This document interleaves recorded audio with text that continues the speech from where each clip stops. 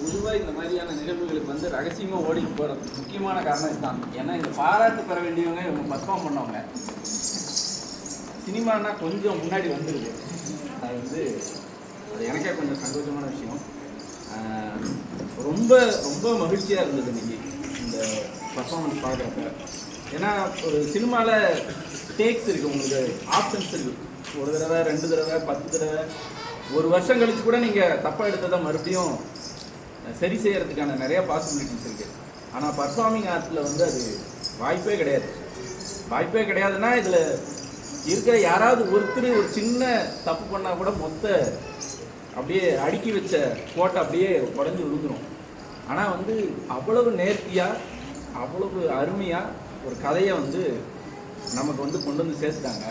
எனக்கு ரொம்ப என்ன சொல்கிறது, ரொம்ப ரொம்ப மகிழ்ச்சியாக இருக்குது. குறிப்பாக வந்து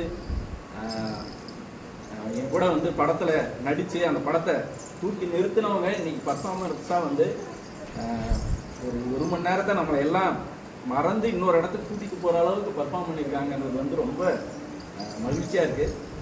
நான் முன்னாடியே நிறையா இடத்துல சொல்லிகிட்டே இருப்பேன், குரங்குப்படத்தை பார்த்து இந்த பையன் நல்லா பண்ணிட்டான், அந்த பையன் நல்லா பண்ணிட்டான் அப்படின்னு சொல்கிறப்போலாம் நான் சொல்லுவேன், இவங்கெல்லாம் வந்து ஒரு 5% தான் இந்த படத்தில் காமிச்சிருக்காங்க. ஏன்னா என்னோட திரைக்கதையோட எல்லை அவ்வளோதான் இருக்குது. அவங்களுக்கு இதோட பன்மடங்கு திறமைகள் நிறையா இருக்குது. அதை காமிக்கிறதுக்கான நிறைய ஸ்பேஸ் இருக்குதுன்னு சொல்லிகிட்டே வருவேன். அதை இன்னைக்கு நிரூபிச்சிருக்கிறாங்க. எனக்கு ரொம்ப மகிழ்ச்சியாக இருக்குது, ரொம்ப சந்தோஷமாக இருக்குது. இந்த ஸ்பேஸ் வந்து கிரியேட் பண்ணி கொடுத்த சதீஷ், ஒருவேளை வந்து எனக்கு முன்னாடியே தெரிஞ்சிருந்ததுன்னா நான் என்னோட பர்ஃபார்மன்ஸை, என்னோட படத்துக்கான வேலையை இங்கேருந்து ஆரம்பிச்சிருக்கேன்.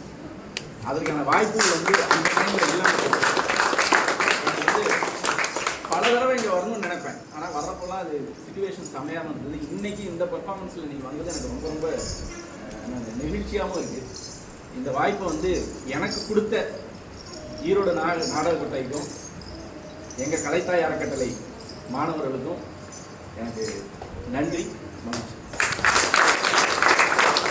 இதே ஈரோட்டில் தான் டிகேஎஸ் அப்படின்னு சொல்கிற டிகே சண்முகம் நாடகத்தினுடைய ஆசிரியர், தமிழ்நாட்டினுடைய ஸ்டேஜ் டிராமாவினுடைய மிகப்பெரிய ஜாம்பவான். அவர் இன்னும் வேற மாதிரி உங்களுக்கு சொல்லி அறிமுகப்படுத்தணும்னா ஔவை சண்முகம் அப்படிங்கிற அவர் தான். அவர் இந்த நம்ம தமிழ்நாட்டினுடைய டிராமா நாடகத்தினுடைய மிகப்பெரிய பேராசிரியர் அப்படின்லாம் புகழக்கூடிய ஒருத்தர்.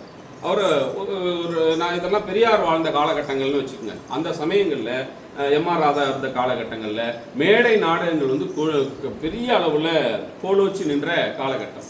அவர்லாம் வந்து இந்த மேடை நாடகங்களில் மிகப்பெரிய ஜாம்பவானாக இருந்தார். இந்த நாடகத்துக்காகவே தன்னை முழுமையாக அர்ப்பணித்து கொண்ட மனிதர்கள் அவரும் ஒருத்தர். அவர் ஔவையாராக வேஷம் போட்ட அவர் ஆண். அன்னைக்கு பெண்கள் வந்து பெரும்பாலும் மேடை நாடகங்களுக்கு வரமாட்டாங்க. அப்போ ஆண்கள் தான் பெண் வேடமிட்டும் நடிக்கணும்.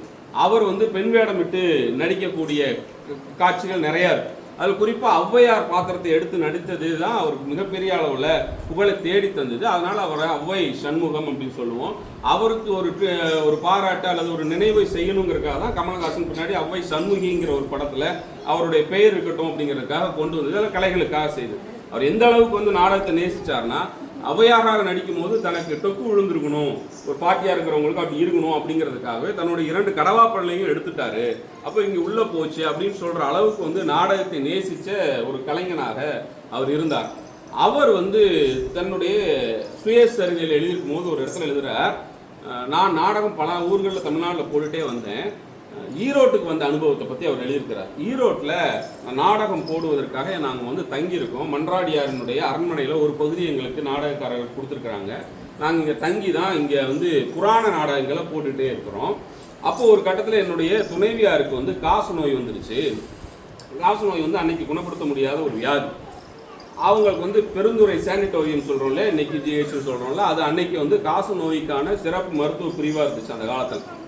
அன்றைக்கெலாம் வந்து தனித்தனி கட்டணமாகவே இருக்கும். நீங்கள் பார்த்துருந்தீங்கன்னா அதெல்லாம் இன்றைக்கி அதெல்லாம் எடுத்துட்டாங்க. கேள்விப்பட்டவங்க தெரியும். ஏன் தனித்தனி கட்டணம்னா, இன்றைக்கி கொரோனாவுக்கு குவாரண்டைன் பண்ண மாதிரி அன்றைக்கி காசு நோய்க்கு குவாரண்டைன் பண்ணுறதுக்காக அந்த இடம் இருந்துச்சு. அங்கே கொண்டு போய் அவங்கள தங்க வச்சுட்டு இரவு நேரங்களில் நாடகங்கள் போட்டுட்டு பகல் நேரங்களில் போய் தன்னுடைய மனைவி கூட பக்கத்திலே இருப்பார். இப்படி காலம் போயிட்டே இருந்தது. டாக்டர் கூப்பிட்டு சொல்லிட்டாங்க, இனிமேல் வந்து உங்கள் மனைவியை காப்பாற்ற முடியாது, நீங்கள் கூட்டிகிட்டு போயிருங்க. காசு நோய் கிட்டத்தட்ட அன்றைக்கி தொற்றக்கூடிய ஒரு வியாதியாக இருந்ததாக நம்பப்பட்டதுனால அவர் ஈரோடு கூட்டிகிட்டு வந்து தங்க வைக்கணும். வீடு இல்லை. என்னடா பண்ணுறதுன்னு தெரியல. அவர் டாக்டர் காலையில் சொல்லிட்டார், இரவு நாடகம், மாலையில் பெரியாரினுடைய அச்சகம், அவர் வீட்டு பக்கத்தில் இருக்கிற அச்சகத்தில் தான் அந்த நோட்டீஸ்லாம் அடிப்பாங்க. நோட்டீஸ் அடிச்சுட்டு இருக்கும்போது இவர் ரொம்ப சோகமாக உட்காந்துருக்கிறார். அப்போ பெரியார் பார்த்துருக்கிறார், கேட்டிருக்காரு, வழக்கமாக இருக்கிற ஒரு சந்தோஷம் முகத்தில் இல்லையே, என்னாச்சுன்னு கேட்டிருக்காரு. அப்போது இந்த மாதிரி என்னுடைய மனைவியை வந்து கூட்டிகிட்டு வந்து தங்க வைக்க சொல்லிட்டாங்க, ஹாஸ்பிட்டலில் வேண்டான்ட்டாங்க. ஆனால் ஈரோட்டில் எங்கே தங்க வைக்கிறது இல்லை, எனக்கு இடம் இல்லை, வீடு இல்லை, என்ன பண்ணுறதுன்னு தெரியல, யாரும் கொடுக்க மாட்டாங்கல்ல இந்த மாதிரி நேரத்தில் அப்படின்னு சொல்லி கேட்டபோது உடனே பெரியார் என்ன பண்ணாராம், தன்னோட இடுப்பில் இருந்து ஒரு சாவி குத்து எடுத்து ஒரு சாவி எடுத்து அவர் அலுவலகம் ஆரம்பிக்கிறதுக்காக நீதி கட்சியிலேருந்து சுயமரியாதை இயக்கம்னு ஒன்று ஆரம்பித்து அதுக்கான அலுவலகம் ஆரம்பிக்கிறதுக்காக வச்சுருந்த ஒரு வீட்டை சாவியை கொடுத்து நீங்கள் உங்கள் மனைவி வந்து எவ்வளோ காலம் இருக்க முடியுமோ அது வரைக்கும் நீங்கள் இருந்துக்குங்க அப்படின்னு புதுசாக பெயிண்ட் அடித்து வச்சுருந்த வீட்டை கொடுத்துருக்காரு. அவரும் கூட்டிகிட்டு வந்து மனைவி அங்கே தங்க வச்சுருக்கிறார். ஒரு 2 நாட்களில் மனைவி இறந்து போயிட்டாங்க, முடிஞ்சது. கொஞ்ச நாள் அதுக்கப்புறம் நாடகம் போட்டுகிட்டே இருந்திருக்கார் ஈரோட்டில் தங்கி. அப்போது ஒரு மாதம் கழித்து தமிழ்நாடு முழுக்க இருக்கிற இந்த மாதிரியான நாடக நடிகர்கள்லாம் சேர்ந்து தமிழ்நாடு நாடக சங்கம் அப்படின்னு ஒன்று வச்சுருக்காங்க, நாடக நடிகர்கள் சங்கம். அதனுடைய மாநாடு ஈரோட்டில் நடக்கிறது அப்படின்னு முடிவு பண்ணி அதுக்கான எல்லா நோட்டீஸ்லாம் அடித்து ரெடி பண்ணி எல்லாம் தயாராகிடுச்சு. ஈரோடு ரயில் நிலையத்திலேருந்து இன்றைக்கி இருக்கிற மார்க்கெட் ஏரியா சென்னை சில்க்ஸ் பகுதி வரைக்கும் ஒரு மாநாடு மாதிரி நடத்தி, பேரணி மாதிரி நடத்தி அங்கே ஒரு மாநாடு நடக்க போகுது. இதுதான் நிகழ்ச்சி நிரல். அந்த நோட்டீஸ்லாம் இப்போவும் வந்து ஆன்லைனில் இருக்குது, யார் யாரெல்லாம் கலந்துக்கிட்டாங்க, யார் யாரெல்லாம் வரலாறு இருந்துச்சு, அதெல்லாம் ரொம்ப பழைய வரலாறு. ஈரோட்டுக்கும் நாடகத்துக்குமான தொடர்பை நான் சொல்லிட்டு இருக்கேன். இப்படியெல்லாம் ஏற்பாடு பண்ணிட்டாங்க. ஆனால் அப்படி ஒரு மாநாடு நடந்துச்சுன்னா அது முதல் ஆளாக எதிர்ப்பு தெரிவிக்கிறதுக்கும் கருப்பு கொடி காட்டுறதுக்கும் நானாக தான் இருப்பேன்னு பெரியார் சொன்னார். நீங்கள் இந்த முரண்பாடுகள் உங்களுக்கு புரியுதா? அப்போது ஒரு நாடக நடிகன் தன்னுடைய தனிப்பட்ட வாழ்வில் ஒரு கஷ்டத்தில் இருக்கும்போது யாருமே கொடுக்க மாட்டாங்கன்னு சொன்னபோது முதலாளாக தன்னுடைய புது வீட்டை எடுத்து கையில் கொடுத்தார். அதே பெரியார் தமிழ்நாடு நாடக நடிகர்கள் எல்லாம் சேர்ந்து மாநாடு நடத்துகிறாங்கன்னா நடத்த விட மாட்டேன்னு கருப்பு கொடி காட்டுறேன்னு உட்காந்துருந்தார். ஏன்னா இவனுங்க எல்லாம் நாடகத்தை சாமியார் புராணமாகவே நடத்திட்டு இருக்கிறானுங்க, புராண கதைகளே நடத்திட்டு இருக்கிறாங்க. புராண கதைகள் மக்களை முட்டாளாக்கக்கூடிய கதைகளாக இருக்குது. இவனுக்கு பகுத்தறிவு சிந்தனை ஊட்டக்கூடிய நாடகங்கள் எதுவும் இங்கே கொண்டு வர முடியல. இவங்க என்னைக்கு அப்படி ஒரு பகுத்தறிவு சிந்தனை வைக்கக்கூடிய நாடகங்களை கொண்டு வர்றாங்களோ அன்னைக்கு இந்த மாநாட்டை ஈரோட்டில் நடத்தட்டும், இல்லைன்னா நான் வந்து கருப்பு கொடி காட்டுவேன் அப்படின்னு சொல்லி அதுக்கு அவர் அறிக்கை விட்டுருந்தார். அப்புறம் அண்ணாட்ட பேசி அவங்கெல்லாம் பேசி கொஞ்சம் சமாதானமாகி கருப்பு கொடி காட்டலை, பேரணி நடத்தலை, மாநாடு மட்டும் நடத்திக்கிறேன்னு ஒரு சமாதானம் நடந்தது. இப்படி ஈரோட்டுக்கும் நாடகத்துக்குமான மிகப்பெரிய தொடர்பு ஏற்பட்ட இடம். அதுக்கப்புறம் தான் புராண நாடகங்கள்ங்கிறது தமிழ்நாடு முழுக்க சமூக நாடகங்களாக மாறிச்சு. எம்.ஆர். ராதாவிலிருந்து அப்புறம் அண்ணாவிலிருந்து தொடர்ச்சியாக நாடகங்கள், சமூக நாடகங்கள் மாற ஆரம்பிச்சு. அப்படி நாடகங்களுடைய மாற்றங்கள்லேருந்து இன்னைக்கு இந்த நாடகம் எப்படிப்பட்ட நாடகமாக இருக்குன்னா நவீன நாடகமாக மாறிடுது. அப்போ இந்த நாடகத்தினுடைய வடிவத்திலேருந்து உங்களுக்கு ஒரு விஷயத்த சொல்லணும், இதிலிருந்து உங்களுக்கு பயனுள்ளதாக சொல்லணும். அதுக்கு தான் நான் வந்து பெரியாரை வந்து உதாரணமாக காட்டினேன். எது பயனுள்ளதாக இருக்கிறோ அந்த கலை வந்து ஆராய்க்கப்படக்கூடிய கலையாக மாறணும், அது கொண்டாடப்படக்கூடிய கலையாக மாறணும். அப்படி இருக்கும்போது இந்த ஈரோடு நாடக கலை அப்படியான கலையை நாடகமாக உங்களுக்கு கொடுக்குறாங்க. இந்த கதையை எழுதுனது முருகபூபதி அண்ணன். அவர் வந்து மதுரையை சேர்ந்தவர். பொதுவாக அவர்கிட்ட என்ன சிக்கல் இருக்கும்னா அவர் வந்து மிகப்பெரிய நாடகத்தினுடைய அறிவு ஜீவின்னு சொல்லலாம். அவருடைய இன்டெலிஜென்ட்டுக்கு ஏற்ற மாதிரியான பார்வையாளர்களாக நம்ம இருக்க முடியாது. அவருடைய நாடகத்தை உட்கார்ந்து நம்ம பார்த்தோம்னா அவர் சொல்கிற எதுவுமே நமக்கு விளங்காது. இன்னும் சொல்ல போனால் அவருடைய நாடகத்தினுடைய பெயரே நமக்கு புரியாது. ரொம்ப நேரம் அந்த பெயருக்கு அர்த்தமே நம்ம யோசிச்சுட்டு இருக்க வேண்டியிருக்கும், நாடகம் முடிஞ்சு போயிடும். அப்படி அவர் வந்து நாடகத்தில் மிகப்பெரிய அறிவுஜீவியாக இருக்கக்கூடியவர். அந்த அறிவுஜீவி தளத்திலிருந்து கொஞ்சம் இறங்கி வந்து வெகுஜனங்களுக்கும் போய் சேரக்கூடிய ஒரு அடிப்படையில் ஒரு கதையை உருவாக்குனது தான் இந்த கதை நாடகம். இப்போ இந்த கதை வந்து நம்ம எல்லாத்துக்கும் எளிமையாக புரியும். ஒரு விலங்கு சார்ந்து அதிலிருந்து நம்ம வந்து இன்றைக்கான நகரத்தை பற்றி பேசுகிறோம். அப்படியான ஒரு கதையை, மக்களுக்கு பயனுள்ள கதையை இந்த இடத்துல கொடுக்க முடிஞ்சிருக்கு. அது இந்த நாடக கோட்டைக்கு அழகாக செஞ்சுருக்கு. குறிப்பாக அந்த நடிகர்கள் எல்லாத்தையும் சொல்லணும்.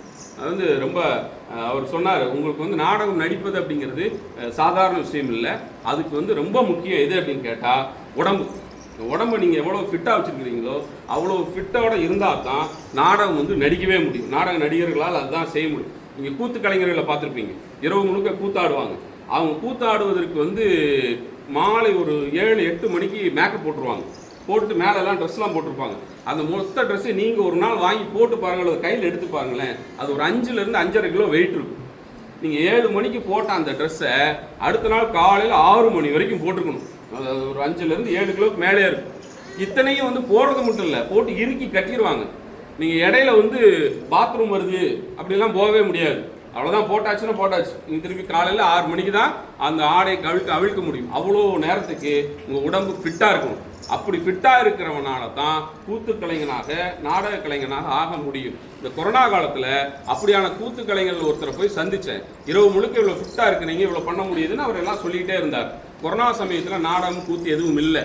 அப்போது நீங்கள் என்ன பண்ணிட்டு இருந்தீங்க அப்படின்னு சொல்லும் போது அவர் சொன்னார், நான் கட்டட வேலைக்கு போயிட்டேங்க அப்படின்னு. அப்படியே எப்படி இருந்துச்சு அந்த வேலை அப்படின்னு. செங்கலை தூக்க முடியலைங்கிறார்.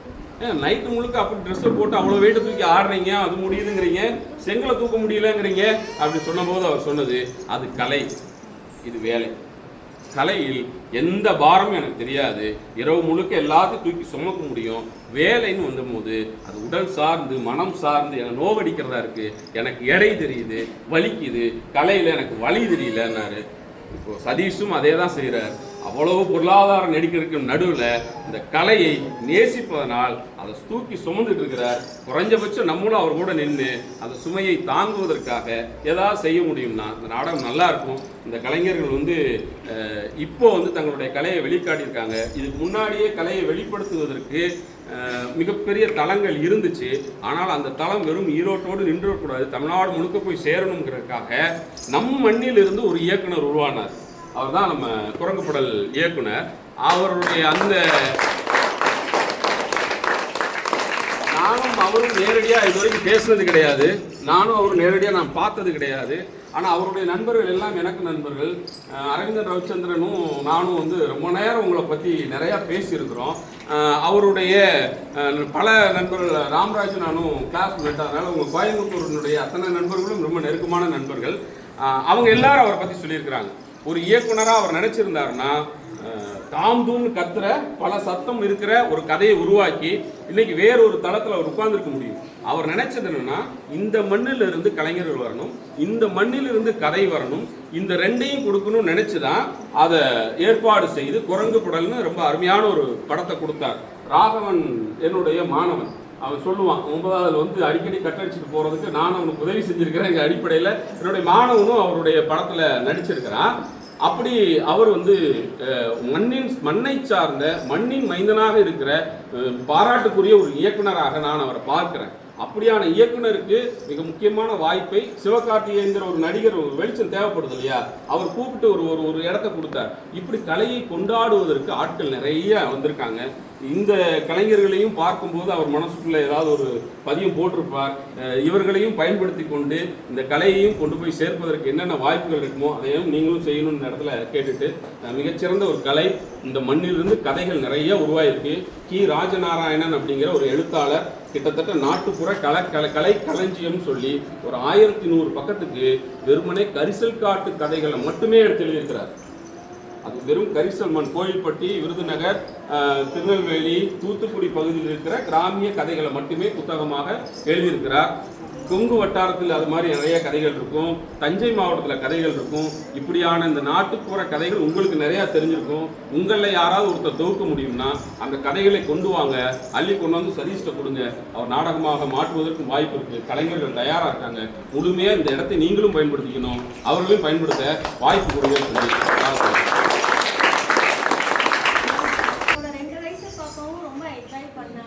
இந்த குருவி சத்தம்லாம் வரும்போது இங்கே பின்னாடி சத்தம் வந்துருந்தது, சத்தம். ஓவியம், இசை, அந்த மாதிரி நம்ம குழந்தைங்களுக்கு படிப்பு எவ்வளோ முக்கியமாக நம்ம கட்டாயப்படுத்தி திணிக்கிறோமோ அதுக்கு நிகராக இதையும் நம்ம செய்யணும் அப்படின்றது. அதுக்கப்புறம் நம்ம இந்த கதையில் வந்த மாதிரி குழந்தைங்களுக்கு சின்ன வயசுலேருந்தே இந்த பாலித்தீன் உபயோகப்படுத்துறதையும், அப்புறம் இந்த மற்ற சஸ்டைனபிள் லிவிங்க்கு நம்ம சிட்டிக்குள்ளேருந்து நம்மளால் என்ன விஷயம் பண்ண முடியுமோ அதை சின்ன வயசுலேருந்தே நம்ம அவங்களுக்கு செய்தோம்னா நம்ம பின்னாடி இவங்களுக்கு ஒரு 15-20 வயசு வரையும் ஒரு மாற்றம் நிகழ வாய்ப்பு இருக்குது. இவங்க 4 பேர்த்த சொல்லுவாங்க அப்படிங்கிறது நான் சொல்லிக்க விரும்புகிறேன். நன்றி. அதாவது நம்ம எத்தனையோ நிகழ்வுகள் பார்த்துருக்கோம். அதாவது இன்னைக்கு ஈரோட்டில் ஒரு மிகப்பெரிய அடையாளமாக பார்த்தீங்கன்னா கலைத்தாய் அறக்கட்டளையும் நம்ம ஈரோடு நாடகக்கோட்டையும் நம்ம சொல்ல முடியும். ஏன்னா எங்கேயே இருந்த சதீஷ் தோழர் இன்னைக்கு இந்த மண்ணை நேசிட்டு இன்னைக்கு இப்படி ஒரு இடத்த உருவாக்கி நிறைய குழந்தைகளை இன்னைக்கு நாடக பயிற்சி கொடுத்துட்ருக்காரு.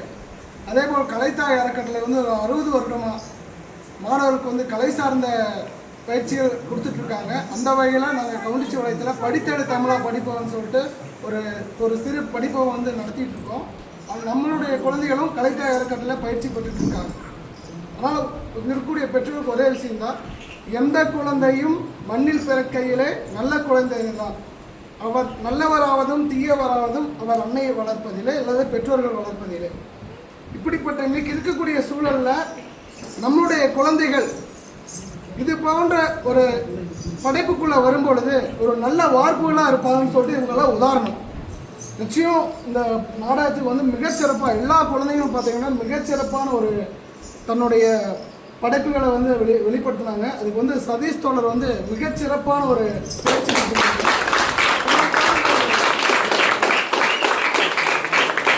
நாடகக்கோட்டையில் வந்து பார்த்தீங்கன்னா நிறைய நிகழ்வுகள் நாடகங்கள் அரங்கேற்றி பண்ணிட்டு இருக்காங்க. நம்ம எல்லாருமே வந்து பார்வையாளராக போயிட்டு இருக்கோம். ஒரு சின்ன ஒரு வேண்டுகோளாக நம்ம வந்ததோடு மட்டும் இல்லாமல், ஏன்னா இவங்க பண்ண காஸ்டியூம்லேருந்து எல்லாமே எவ்ரிதிங் இன்னைக்கு எல்லாமே இன்னைக்கு இருக்கக்கூடிய உலகத்தில் பொருளாதாரம் ரொம்ப மிக முக்கியம். அப்படி இருக்கிற பட்சத்தில் நம்ம எவ்வளோ ஒரு திரைப்படத்துக்கு போகிறோம், ஒரு 150 ரூபாய் 200 ரூபாய் கொடுத்து நம்ம திரைப்படம் பார்க்குறோம். இந்த மாதிரி ஒரு கலைகள், நம்ம மண் சார்ந்த கலைகள், இயற்கை சரிசமமாக நல்லா நமக்கு கரெக்டாக இருக்கும்னா இந்த மாதிரி ஒரு நாடகத்தை கலைஞர்களாக ஊக்குவிக்கிறதுக்கு உங்களால் ஒரு நன்கொடையை போகிறப்போ வந்து அந்த உண்டியல் வச்சுருப்பாங்க, அப்படியே உங்களுடைய நன்கொடை கொடுத்துட்டு போனால் இன்னும் சிறப்பாக இருக்குன்னு சொல்லிட்டு நன்றி கூறி விடுகிறேன். நன்றி. என் பேர் கவிதா. நான் வந்து கொண்டிச்சிப்பாளையத்துலேருந்து வரேன். இங்கே அரங்க நிறைஞ்சிருக்கக்கூடிய இந்த கூட்டத்தை பார்க்கும்போது உண்மையாகவே ரொம்ப மகிழ்ச்சியாக இருக்குது. கிட்டத்தட்ட ஒரு 5-6 வருடங்களாக இந்த நாடகக்கோட்டையை பயணிச்சிட்ருக்கு. அதில் நிறைய மாணவர்கள் வந்து பால்வாடி படிக்கக்கூடிய பசங்கள்லேருந்து கல்லூரி படிக்கக்கூடிய பசங்கள்லேருந்து நிறைய பேர் இருக்காங்க. சதீஷோட ரொம்ப நாள் அவங்களாம் ட்ராவல் பண்ணிகிட்ருக்காங்க. ஆனால் இதில் வந்து சதீஷ் அவர்களுடைய மிகப்பெரிய வெற்றி என்னென்னா, அந்த 5-6 வருடங்களாக பயணிக்கக்கூடிய மாணவர்களை காட்டிலும் ஒரு 15 நாள் கற்றுக்கிட்டு வந்த மாணவர்கள் வந்து மிகச்சிறப்பாக தன்னுடைய நடிப்பை வந்து வெளிப்படுத்தியிருக்காங்க. இவங்களெல்லாம் வந்து தப்பாட்டம், ஒயிலாட்டம், சிலம்பம் போன்ற பல கலைகளிலெல்லாம் வந்து சிறந்து விளங்கியிருக்காங்கன்னு நமக்கு தெரியும். ஆனால் நாடகக்கலைக்கும் நாங்கள்லாம் சளைத்தவர்கள் அல்ல அப்படிங்கிறத நிரூபிச்சிருக்காங்க.